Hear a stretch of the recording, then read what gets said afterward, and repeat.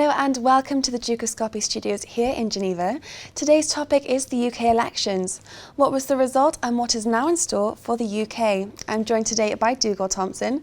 So Hi, welcome. Jessica. Hi. So David Cameron is back in number 10 and expected with around 329 seats. What does this reveal? Well, the results are surprising in a lot of ways, and they're revealing in a lot of ways. The first thing is about the surprise factor. Nobody saw these results coming, and so I suppose the first thing that they reveal is the fact that polling is such an inexact science. I mean, they've really surprised a lot of people. The second thing that they reveal is that the concept of a United Kingdom is a bit of a stretch of the imagination. I mean, that's a nice unity on your image, but really the reality in terms of the political map of the UK is that the top half is entirely yellow, which is the Scottish National Party, and the bottom half is predominantly blue, which is the Conservatives. And Labour has been effectively squeezed out. And that, I think, points to, in the sort of English scenario, the fact that people continue to trust the Conservatives to manage the country's finances. They are seen as the best stewards for the UK economy. And north of the border, I think what we've seen is that last year's referendum on Scottish independence has really galvanised people who are sort of inclined to support the Scottish National Party, and that has become the major dominant force of Scottish politics. So those are the three things that I would say. The fact that polling is now almost a lottery, that the Conservatives are seen as the stewards for the economy, and that Scottish nationalism really dominates politics north of the border. Great. So prior to the elections, the market was described as cautious. Now, what is in store for the markets?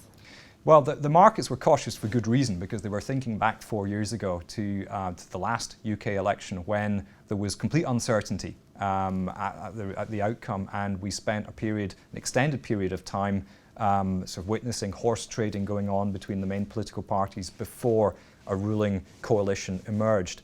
And that's the one thing that the markets don't like, is uncertainty. This time is completely different, because with a de facto majority, David Cameron's Conservatives don't need anybody else. They can start governing immediately, and that is good news for markets.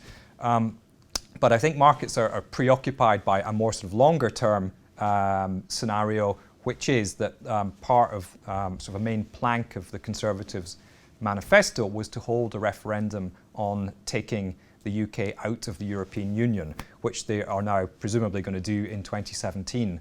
And that could have huge economic scenarios for the UK. The EU is the UK's major trading partner. So we're now got this protracted period of 2 years running up to a referendum where there will be complete uncertainty about the UK's future in the EU, and markets will find that jittery.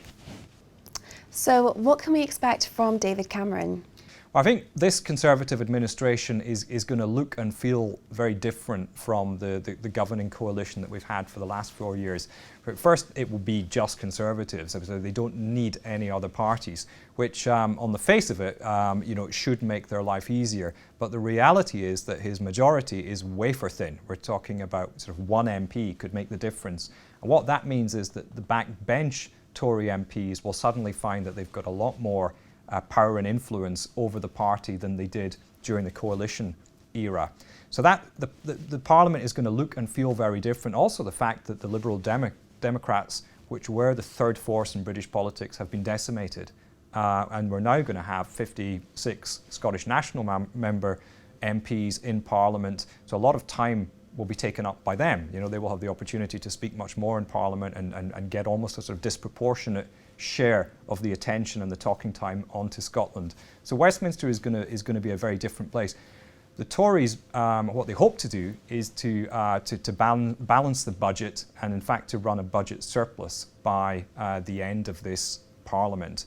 They're going to find that easier said than done because of the conditions that I've spoken about. So you mentioned the SNP as well. What can we expect in the UK's relationship to Scotland and also to Europe? Yeah, well, they're two distinct issues, and they are the two big issues that will dominate the UK political scene for the next 4 years. The EU issue is obviously a very divisive one.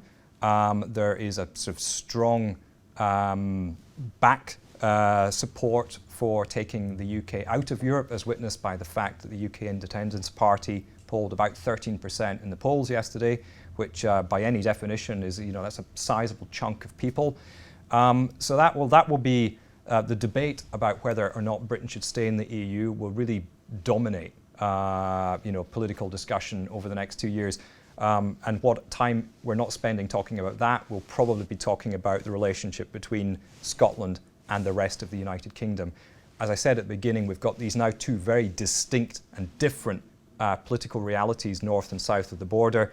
And what will be really interesting to see is whether these two can coexist or whether it just takes the UK eventually to a breaking point. That's great. Well, thank you for coming in today. It was an absolute pleasure to talk to you. Thanks, Jessica. Well, that's all that we have time for today, but for further updates, check out the Dougal website. Goodbye for now.